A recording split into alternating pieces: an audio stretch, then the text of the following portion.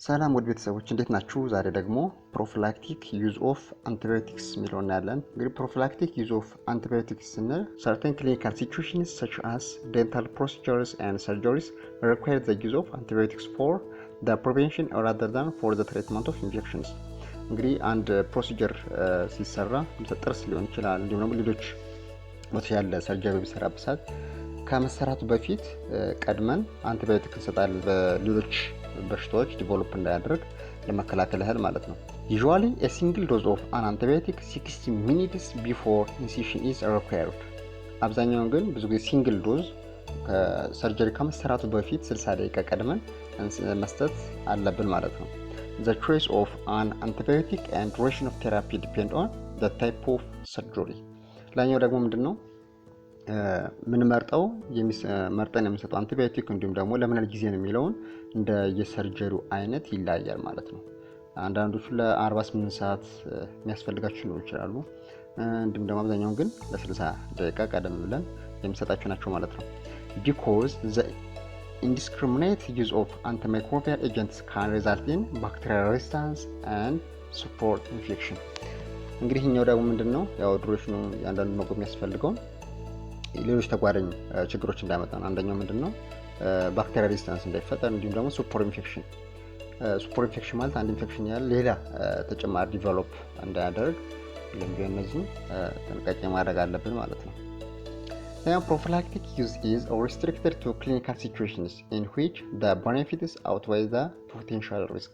እንግዲህ ፕሮፊላክቲክ በምንጠቀምበት ሰዓት ጥንቃቄ ማድረግ ጥቅሙንና እንዲሁም ደግሞ ጉዳቱን ማመዛዘን መቻል አለብን ማለት ነው።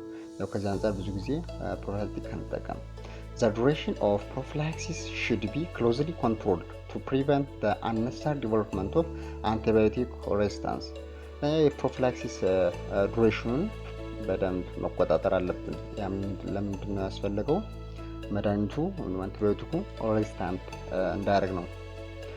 Where prophylaxis is to be continued for longer than 24 hours, it should be clearly documented along with the reasons in the clinical case notes።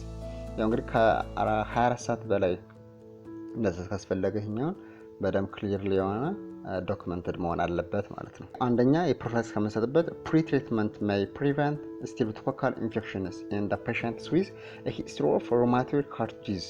Patients may require years of treatment። እንግዲህ የመጀመሪያው የሚያስፈልግበት አንደኛው ስትሬፕቶኮካል ኢንፌክሽን ለመከላከል ነው ማለት ነው። ከዚህ ውስጥም ደግሞ አንደኛው ሩማቶይድ ሃርት ዲዚዝ ምንለው አለ። ብዙ ጊዜ ሩማቶይድ ሃርት ዲዚዝ ምንለው በስትሬፕቶኮካል ምንላቸው አሉ፣ በእነሱ አማካኝነት የሚከሰቱ ማለት ነው። ስለዚህ እንዲሁም ብዙ ጊዜ ልብ አካባቢ ሰርጀሪ የሚሰራበት ሰዓት እንዲሁም ለ48 ሰዓት ማለት ነው ፕሮፊላክሲስ የሚሰጠው ማለት ነው። ሁለተኛው ደግሞ pre-treating of patients undergoing dental extractions who have implanted prosthetic devices such as artificial heart valves preventing of the prosthesis። እንግዲህ እኛው ደግሞ ሌላኛው ደግሞ ፕሪቴንስ ፈልገው ጥርስ አካባቢ ላይ ፕሮሲጀር የሚሰራበት ሰዓት ለምሳሌ አርቲፊሻል የሆነ ሃርት ቫልቭ በሚቀየርበት እንዲሁም ጥርስ ራሱ በሚተከልበት ሰዓት ያው ፕሮሲጀሩ ከማድረጋችን በፊት ፕሮፊላክሲስ ያስፈልገናል ማለት ነው። ሶስተኛ pre-treatment may prevent tuberculosis or meningitis among individuals who are in close contact with infected patients። ሶስተኛ ደግሞ ምንድነው ቱበርኩሎሲስ ወይም ደግሞ meningitis እንዳይዘን pre-treatment ማድረግ ነው ደግሞ መከላከል መቻል አለብን ማለት ነው። እኛም ከልቻው ኢንፌክትድ ኮንሶች ጋር ያለው ግንኙነት ካለ እንደዚህ ሰዎችም መከላከል ማድረግ አለብን ማለት ነው። Treatment prior to most surgical procedures can decrease the incidence of infection afterwards. Effective prophylaxis is directed against the most likely organism, not eradication of every potential pathogens። ላኛው ደግሞ እንግዲህ አብዛኛውን ሰርጀሪ በሚሰራበት ሰዓት ፕሮፊላክሲስ ያስፈልጋል ማለት ነው። ምክንያቱም እነዚህ ወደፊት በደንብ እናየዋለን። ለምሳሌ ከአንገት በላይ ሲሆን እንዲሁም ደግሞ ወደ አካባቢ ሲሆን ልብ ላይ ሲሆን ምን ፕሮፊላክሲስ ማድረግ አለ ምን መውሰድ አለብን የሚለውን ዲቴይሊ በሌላ ቪዲዮ እናየዋለን። ዛሬ ቆይታችን እንግዲህ ይህን ይመስል ነበር። ሌላ ስለ መድኃኒት እንዲሁም ደግሞ እንዲቀርላችሁ የምትፈልጉ መረጃ ካለ ኮሜንት መስጫ ላይ አስቀምጡልን። ለበለጠ መረጃ የዩቲዩብ ቻናላችንን ሰብስክራይብ በማድረግ ቤተሰብ ሁኑን። እናመሰግናለን። በሌላ ርዕሰ ጉዳይ እስከምንገናኝ መልካም ጊዜ